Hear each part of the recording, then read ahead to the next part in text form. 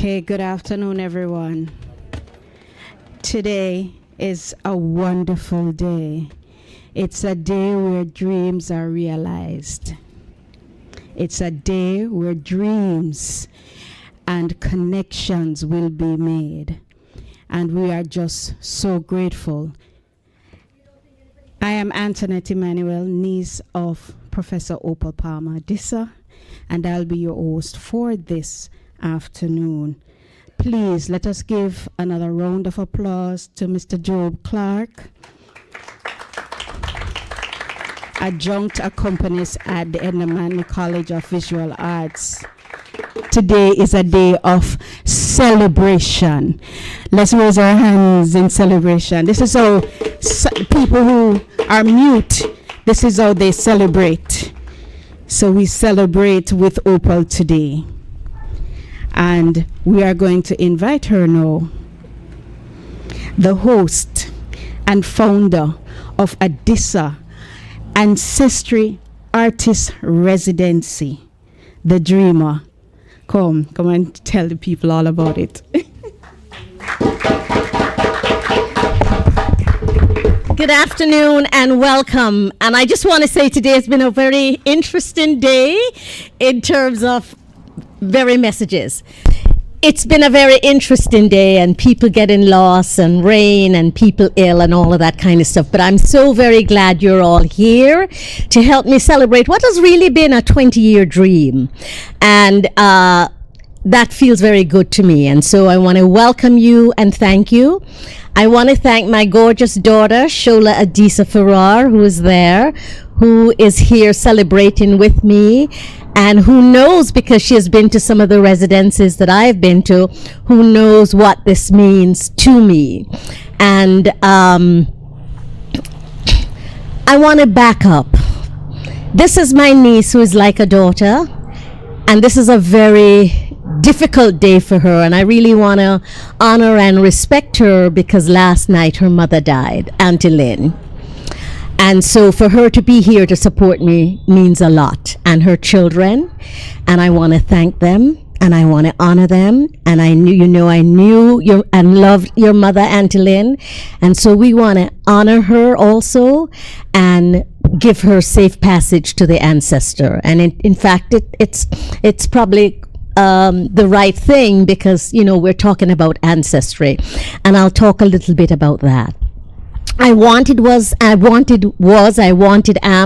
going to dedicate this opening to two wonderful Jamaican poets who have made their transitions, poets who have influenced me. I just was at the going away ceremony for Velma Pollard on Friday, and Velma is a very important educator and writer, and usually when I invite her to an event, she always comes and support me. And the last event I'd invite her to be a panel of the Louise Bennett Symposium that I co-hosted with Dr. Deborah Hicklin in October, and she came.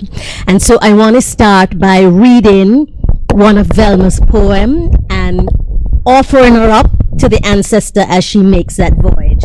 And Velma was born March 26, 1937, and then she died February 1st, 2025. Actually, I was in California at my granddaughter's birthday party when I got the call. And this is called With Thanks by Velma Pollard. Somewhere between my soul's grief waking and its death, we loved, blending the moon's eyes with our wonder. Somewhere between my borrowed youth and its thereafter, we touched and marveled Fortuno's. So when my delta years, their gentle sands run warm between your fingers, my skin reflecting my soul's glow, will smooth, forgetful of time's touch, and all the marrow of November bones will warm. Remember how we loved. Velma Pollard. And then I also want to read a poem by Eddie Baugh, another great Jamaican poet who made his transition 2 years ago and who was very much a part of my poetry circle and who influenced so many Jamaicans and taught for many years at the University of the West Indies and mentored a lot of what are now contemporary Jamaican poets. And this piece, Eddie was born in 1936 and he died in 2023. And this piece is called Running River by Eddie Baugh. Running river water, I see you by rivers and big leaf trees. I dip my hands in running river water and cool the throbbing of your temples. I am honored by the occasion when your eyelids fluttered like frightened birds. Deep river woman, you bear like a covenant the memory of mountain huts and yam hills, the crank full of savory against hard times. You whisper like beatitudes, the unwritten histories of first flight. The unwritten histories of first flights and ambush and survival. Woman, river, I dip my hands in running river water and say, run free, Eddie Baugh. So I want to thank both of these poets, and this is an occasion about poetry for sharing their lives with me, sharing their poetry with me and the world, and helping to record who we are and what we are. And for me, that's what an artist does, whether in visual form, like Nadine Hall is here. First of all, I'm not very good at protocols. So I should have started off by saying, where's the program? Welcoming everyone, but making a special welcome to our custos of this area and welcoming her and thanking her for being here. And she will officially open the event, Honorable Iceland Golden. So I want to thank you and welcome you for being here. I want to thank and welcome Mr. Hannah. Today my mind is just like foggy because I'm excited and I'm anxious, which is not usually my normal thing. I don't know what's going on, but I also want to thank people for being here, for every one of you. But I especially wanted to thank our Mr. Hannum, who is the SG of the UNESCO, and for having the privilege of serving on the board with you, sir. I want to thank you. And I want to thank my good friend, I call her the Empress of Banking, Mina Israel, because she has just opened up the door and paved the way for all women bankers in Jamaica. She shattered the glass ceiling. And of course, I want to thank two persons who are really responsible for me being here, and that is Dr. Deborah Hicklin and Carl Garden, because they're the ones who identify this space for me. And but I want to thank and welcome all of you. The former custos, Mrs. Azan, was to have been here. She's my neighbor and she's not well. So I did the welcome, and now one of the things I realized, thank you, because I had forgotten that. So, people say to me, and every time when I am, and I will need my drummer to help me with this, sometimes I'm always surprised when the typical African Jamaican see me, they see me in my African clothes, and they say, are you from Africa? And I always say, we're all from Africa. And it's interesting to me how that this connection has happened. I understand it. I understand the historical antecedent that has allowed for that, but I'm always still surprised by that. And we come from a very rich and varied tradition, and it is that very rich and varied tradition that has allowed us to survive while we're still here, despite the horrors of the Middle Passage, despite the horrors of enslavement, despite the horrors of colonialism. We have survived because our ancestors insisted on our survival. And so it is important that we understand that even if we do not consciously acknowledge them, we are standing on their backs and on their shoulders, and without them deciding and choosing life, we wouldn't be here.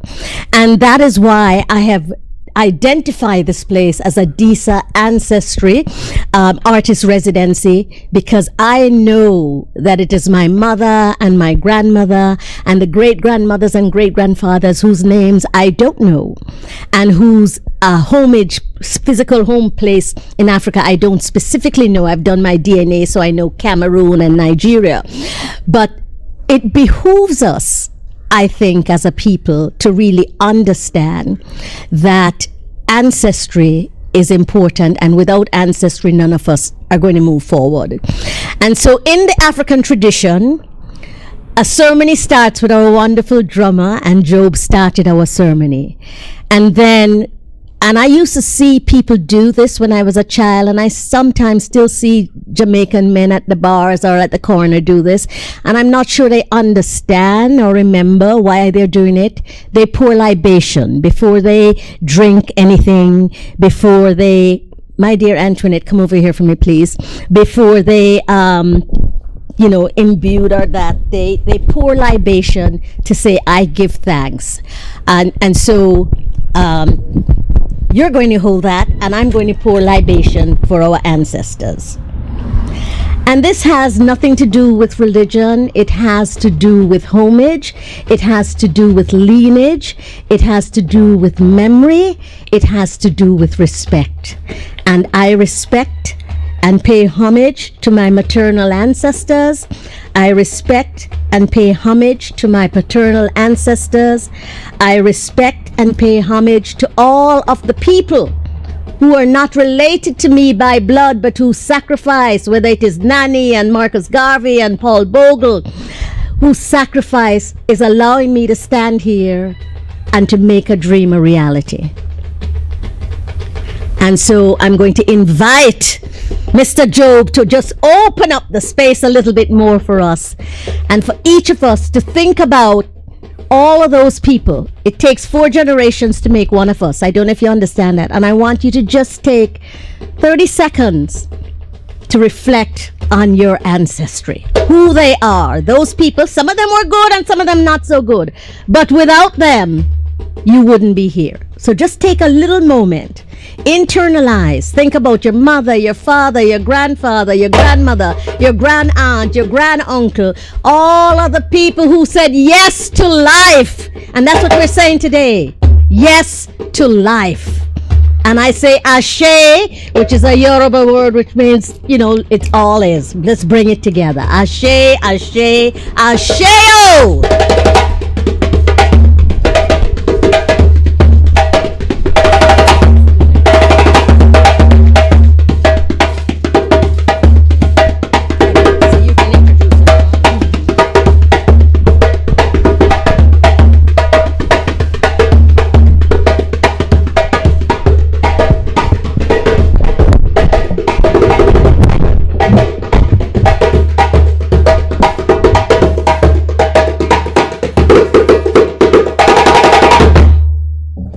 Asheo.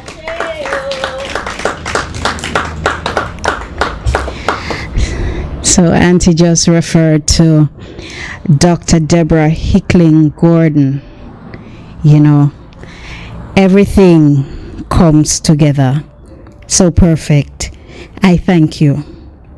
I thank you for being here and being the support, and I pray for unity within this space, and that the blessing from you goes to her and to your family as well. So I ask you now to come and give your address to our little audience. Thanks.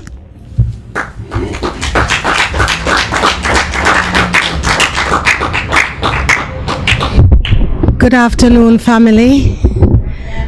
I say family because we're in a family space, and I see so many friends and family members of different types through different forays in my life, that this is really a family gathering. Costas, Honorable Costas, thank you for joining us in our home space. I would have said, I wonder if she's looking through the window. Honorary Costas Azan, Secretary General Hannam, and so many other friends and family members. Good afternoon to you. You know, there is nothing like when an idea whose time has come manifests. Nothing.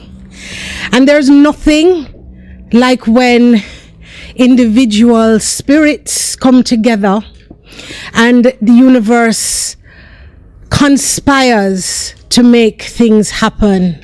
And that's all I can say about what has happened to bring us here. And it all happened with the search for a home. It started with Carl and I trying to work out where it is we were going to end up. And we found this property.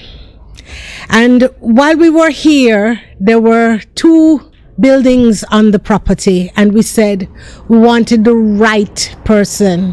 It couldn't just be anybody, because we don't want just anybody beside us. And the universe conspired, and it was Opal. And it was Opal and her family, and we came together and we worked this thing out, and as a result we're here. I had never seen myself in Linstead on a plantation such as this, because Linstead is 1 or 2 or 3 huge plantations, ring fenced by mountains.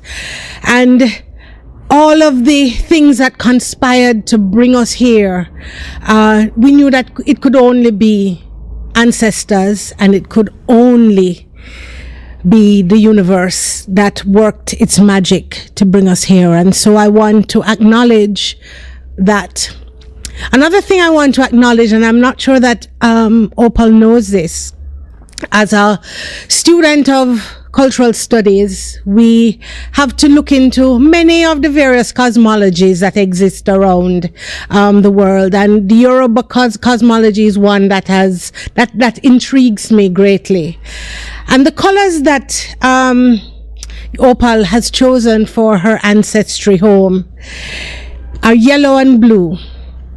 On their own, yellow is the color of the mother of the river, and we have a river in the very back of the property, Oshun. And blue is the color of the mother of the ocean, Yemoya.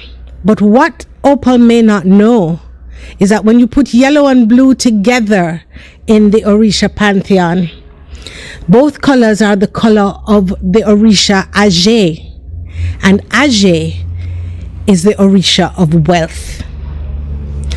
Ajay is the Orisha of wealth that brings forth not only financial prosperity, but a prosperity of spirit.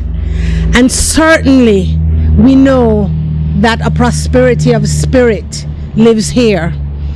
And if you know Opal, if you know her a little bit, or you know her whole heap, you know that this is a woman that when she decides that there's something that she wants to do, ain't nothing gonna stand in her way.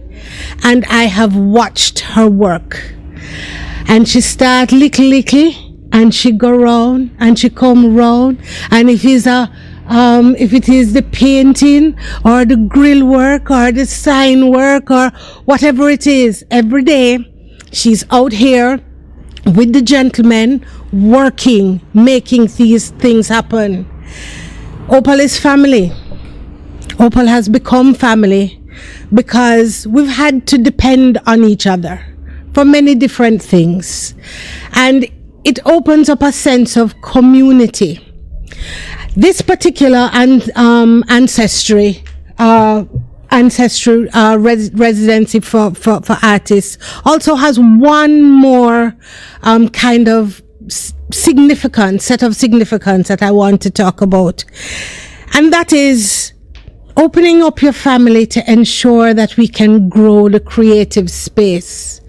One of the things that we know about Jamaica, and many of us who work in the creative space knows that there is no real enabling environment for us as creatives. We've all had to battle. We've all had to work it through. We've had the precarity of not knowing where the next dollar is coming from. We've all had to deal with our payroll for projects that we don't know where the next cent is coming from. It's a difficult space to come through. We don't have that kind of support system naturally in Jamaica that allows for us to thrive as artists. And for someone to decide that they are going to open up their home, that they're going to split their home in two and create that space for other creatives to come because they've experienced it elsewhere in the world, where somebody supports you, supports your dream, supports your process, and provides you with an environment in which you can thrive. That's a special thing. That's a special heart. That's a special way of thinking. And I'm proud of you, Auntie Opal. I am pleased because wearing another hat, I know that we have to find ways and means to support artists in ways that will allow them to thrive. And if we don't do that, if we don't nurture the greatness that is within us, if we don't support and enable those people who have the talent, those people who may not necessarily want to do the administrative work, may not necessarily have the acumen for that. There are those who do, there are those who don't, but we have to understand that their acumen is as important as the acumen of administration. And I always say, if you see a balance sheet and a musical manuscript, there is nothing that is more important than one or the other. Both are technical documents, and unless you are trained to read one or the other, you will never be able to understand it. But it don't make one more than and one less than. And for all the artists in this room, and for all the financiers in this room, I want to say we need both sides of that story to work together. We need all of the pieces to come together to ensure that we have what we call a cultural and creative economy that can move us all forward. And it takes small steps.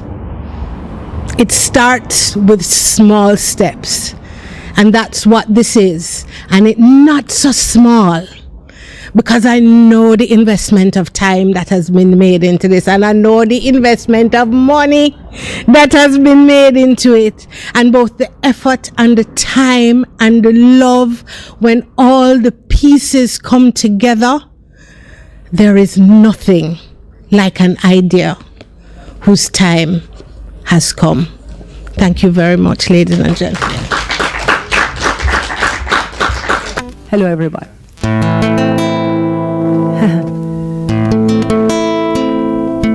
The storyteller came home. This song kind of fits for me, so I'm going to sing it for you. Can you feel the coolness of the evening breeze? Do you hear the sound of the tall palm trees? I left you oh so long ago, but I needed you, your mountain so blue. Oh, oh.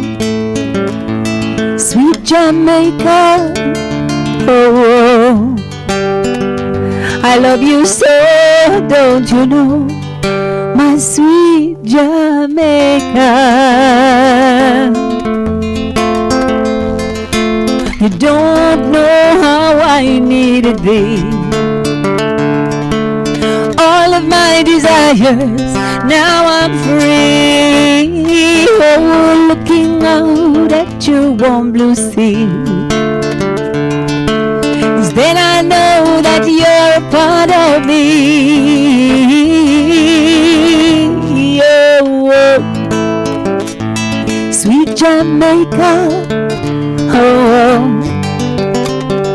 I love you so, oh, don't you know, my sweet Jamaica.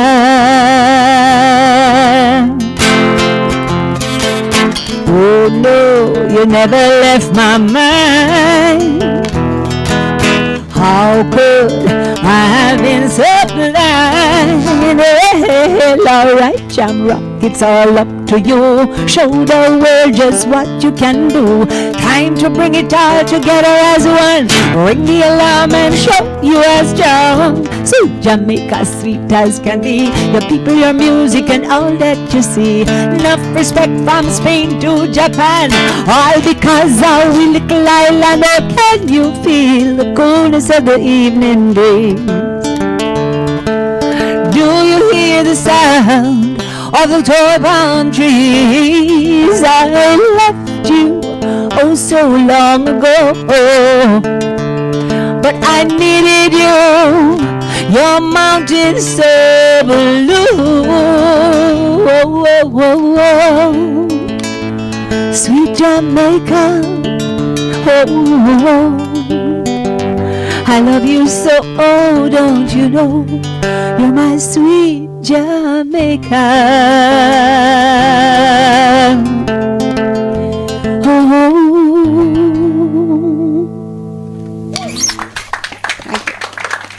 Thank you. There we go. I love it. The coordination. So I'm going to stay here, right? Okay. Oh, you're going to do yours now? Yeah. Okay. So give it up to Charmaine. I love her music, and she was at my book launch. When was that? Last year, I think, for the Storyteller's Return, and I just love sharing the space with her. There's so much talent in Jamaica, you know, so many amazing talent, drummers, singers, writers, publishers, and it's a wonderful thing. So I don't remember how we did this. We didn't practice this, but we did it already, and so we're just going to go, right? And it's called Ancestors, and it's from my latest poetry book, The Storyteller's Return. When we learn the name of the nameless, we will not be nameless. The storyteller is soaking in a metal tub under the tamarind tree. Lavender, basil, and lemongrass perfume the water. She uses a loafer sponge to scrub and song her body. When we own what we know, our knowledge cannot become unknown. And I want to repeat that line because I think it's really important for all of us. When we own what we know, our knowledge cannot become unknown. The birds are watching the storyteller bathing outside in the evening breeze. They gather on the tree branch, chirping their assent, but warning, mind you catch cold, you're not so young anymore, you know. Before all that we have gets erased, register your deeds, sweeten your yams with condensed milk and feed it to your children. Disavow modesty, be purposeful, consistent, unwavering. The storyteller uses the calabash to pour water on her head. She closes her eyes, uses one hand to wipe the leaves that linger on her face. Mother owl watching clicks her tongue. She sure forget cold now. Thinking she sees someone, the storyteller calls out, "Is Duppy or living being?" No response. She giggles but is not done. Me catch you. The storyteller nibbles on jerked coconut flakes, sips lemongrass and mint tea, allows the rhythm of the drums to transport her, surging through her body. Every story has a night, and every gone home happens in a yard. The storyteller stands up in the tub and Kumina's home.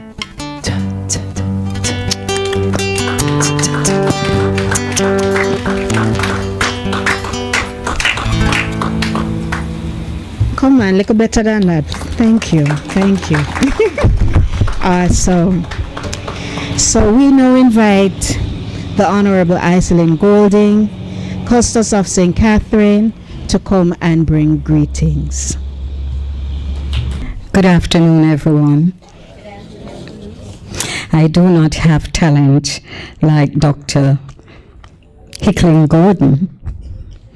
You know, I have to jot my little thoughts, so I'll have to practice on that. I guess I'll have to become an artist, a writer, right? Learn to become, and ask for a 2-week to just get my mind focused. Thank you for that. All right. I'm just sorry that Honorable Sophia Zan, Custos Emeritus, is not well. I just spoke with her a few minutes ago. She would have loved to be here, and for me to hug too. So let's pray for healing. Let me recognize Professor Opal Palmer ADISA, Dr. Deborah Hickling Gordon, Secretary General Hanham, am I correct? Okay, good, wonderful, thank you. Our powerful and very strong woman in Jamaica. I see Mina Israel, I greet you. Well, our event and media coordinator, Lorna Gordon. Esteemed writers, artists, cultural activists, distinguished ladies and gentlemen. If you are from Spain, if you are from Italy, if you are from France, if you are from Africa and other parts of the world, please, I do not know those languages to greet you. I am from Jamaica, and all I can say to you is, me glad for see Allah uno. Thank you. I'm getting there, right? I'm getting there. Ladies and gentlemen, I'm so delighted to join you today. I wondered if I could make it because so much rain, and I said no, I could not disappoint. So I'm delighted to join you and to welcome you to our parish. I do know that we have some parishioners here, but St. Catherine is the best parish in Jamaica, right? A very historic parish, no other parish like St. Catherine. And not to talk about the cultural aspect of this parish. And this is the parish where you'll get, the new writers will get all the inspiration. Today marks an opening of a very exciting chapter, a vision that is brought to life. The ADISA Ancestry Artist Residency. Clap. Yeah. Yes, here I must applaud and commend Professor ADISA for this awesome initiative and kind heart, sharing her space and talent with others. And you have brought the world to Rosal. This is Rosal, right? You have brought the world here because this initiative is, I think, it's all over the world, some parts of the world, and you have brought it here. So commendation to you, and we thank you. Jamaica is proud of you. The spaces you have provided are more than just 2 rooms. They are like sanctuaries, I'm sure, where ideas will flourish, artists will occupy this, who will occupy the space will be able to push boundaries of their imagination and to produce works that will enrich our cultural landscape. I believe also that within the walls of these suites, you will find inspiration needed to advance artistic endeavors. You know, Jamaicans are extremely talented, you know. So we must honor the passion and perseverance of our artists who continue to push boundaries.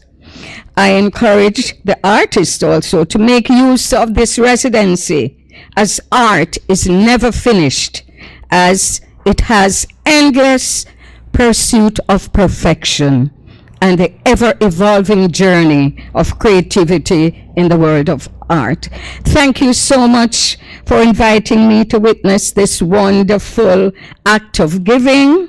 Ladies and gentlemen, this is the ADISA Ancestry Artist Residency, where creativity will thrive and dreams take flight. So today, let the art speaks to your soul. Blessings.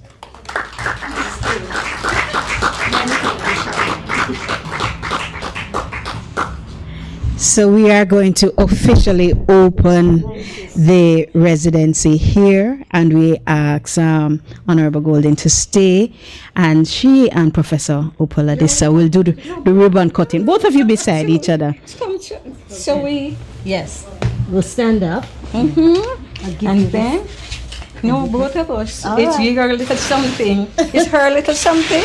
We all gonna share in it. Yes. So, ladies and gentlemen, The official opening. it is indeed an honor. Say something. It is indeed my pleasure To open the ADISA Ancestry Artist Residency. hey! All right. What's next, madam? So you've heard it, you've gotten the, thank you so much. You know, you got the call to support. So now you see the dream in full.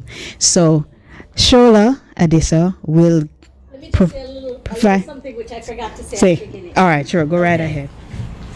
So, as I was saying at the beginning, that this has been really a 20-year dream. I feel very privileged. And I want to do a shout out to someone who inspired me, Taylor, at Sacatar in Brazil. I've had the pleasure of being in many residencies, and it was the first time was actually when Shola and her siblings were actually quite young, and I'd just gotten a divorce, and I wanted was to finish a book, and I was feeling overwhelmed, and I got a residency at the Headland Center for the Arts. I think Shola remembers that. And it was a residency, it was a much larger space that brought 8 artists, international artists together, and I was the only Black and the only Caribbean artist there. And it was an amazing experience for me.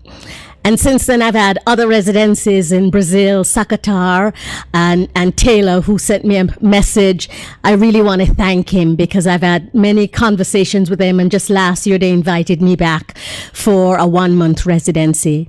And residencies are all over the world. And an artist residency is a place where an artist comes and spend 2 weeks or up to 2 months to focus strictly on their work.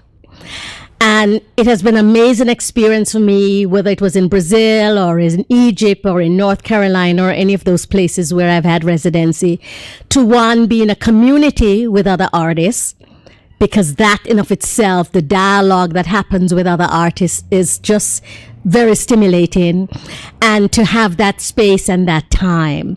And there are different ranges of residency that provides all kinds of stuff. I am just starting, so I will be providing some of the basic stuff, which is the space. But I just want to point out that there's space for 2 artists, a writer's suite, which is the Claude McKay's suite. And Claude McKay, as all of you or some of you should know, was one of Jamaica's great international poet. He started off with dialect poetry. He was a constable in Clarendon, went and became one of the celebrated poets of the Harlem Renaissance.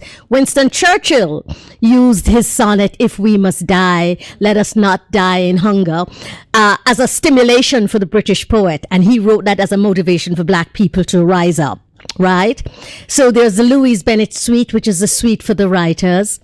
And then the Claude McKay suite, and then Louise Bennett, who has influenced my work tremendously, and I am the coordinator and instigator of her festival. Then there's the Louise Bennett room, which is for visual artists or whether. The goal for me, because there's so many spaces in Europe and North America, there's a space in Costa Rica, there is a visual space here that Deborah and Zinga, whom I invited for visual artists. But as far as I know, there's never been and there hasn't been a residency that caters to writers, and I'm a writer.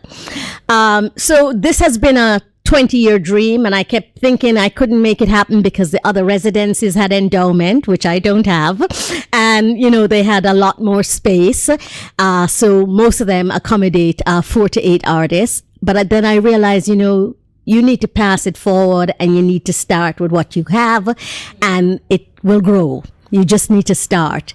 And so as you tour, I just want you to be mindful that for me, it is also celebrating Jamaican writers that we should know about and that we should honor, and whose work is internationally known and recognized, like Claude McKay and Louise Bennett and Eddie Baugh and Velma Pollard and endless. Jamaica has produced such an amazing body of writers and other artists. And I want to thank, because I want to just name some people, because this renovation took a year, and it's been hard work, and I've been there every day, kind of losing my mind. And I want to thank the Linstead community for welcoming me, because they've done that. And Mr. Philip Janor is here. And he was one of the first people I met, because he had the keys one day when I was coming to this place. And he has been such a source. Did you raise your hand so people could acknowledge you, sir? Thank you. He has been such a source of help in terms of helping me to identify good workers, right? Because there was major work that needed to be done. I had invited them because I believe in acknowledging and respecting people. And Linstead has an amazing body of workers, with different skills. So I want to, this morning, Frederick was here, and Frederick just finished painting the outside. He was one of the first workmen, because this place was termite infested and we had to take down a ceiling in the bathroom. And so he started that work. Devon, who retiled almost the entire inside. Mr. Bennett, who redid all of the electrician. Jermaine, who put in 5 new windows, and his dad, Ephraim, who built the step in the back. Slim, the mason, who knocked out that window, and there was not a window in the back, and knocked out another window to give the space more light and room. Mr. Walker, who made some of the furniture that is in the space. So I just want to say, this is not just about me. It takes many hands and many skills. And again, what Deborah said is that I'm landed in the right place at the right time, where there were people with these skills who could make it happen for me. And I want to thank all of them. And if I miss somebody, please forgive me. I should also evoke Jack and Paul, who does the lawn and trim the glass, and probably think, boy, this woman is so specific and peculiar, and she always telling them to do this and do that. But I want to thank all of them, and I want to thank all of you for being here. So my wonderful daughter, who is a voice artist, and she always says, Mommy, you didn't really say all that, who is a voice artist and a singer from New York, and who was one time based in Paris, is going to give you the tour, and we will be offering some refreshments whilst I don't know how we're going to work out the tour, but the tour is going to be worked out. Shola is going to be, I think, bringing 3 or 4 people in at a time. And then the rest of you, please mingle and talk with each other. People will have the opportunity to stay 2 weeks to 2 months. I'm still working out the details and the application. Oh, I should introduce 3 board members. Shola is one. Winnie Cross is another. And Darian, who is a brilliant young actor who worked with me at some point, but he's also many other things. And we're looking for board members, and we're looking for sponsors, and we're looking for all kinds of stuff. And there's my wonderful nephew you're going to be a board member too? All right. And I thank you. So welcome again. Thank you so much. Have the tour. I think Job, the drummer, is going to be playing. Charmaine will do a song again before we end, and we're going to be, offering you some refreshments. Anything else? Just for those who are online, I do hope the camera will be going in with Shola, so those who are online can have the virtual tour for now. And of course, Oh, you will be it'll be shown on outside here as well. All right, but then we also have books on sale. You know, the support is needed. The support is real. All right, so we thank you. What's that, Miss Lorna? First three who wants to go. Right. So it's 3 at a time, 3 to 4.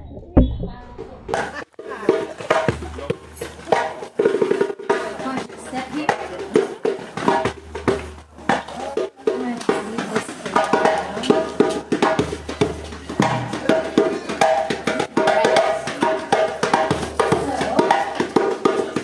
Welcome everybody.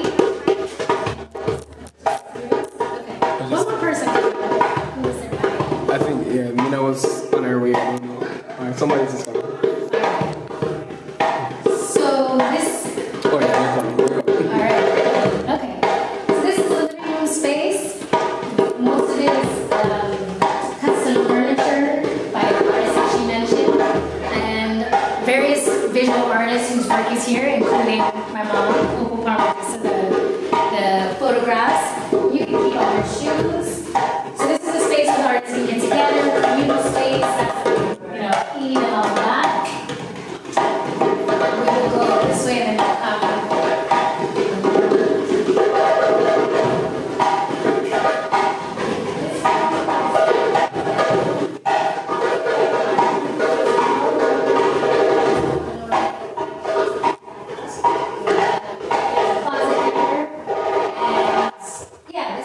this is one of the rooms where one of the artists can be in. And there's some Louise Bennett books here, and obviously some of her photographs and work. This is Louise Bennett. And then across is the bathroom for this artist. So they have their own bathroom here as well. There's a shower there. So you can step in and see the work.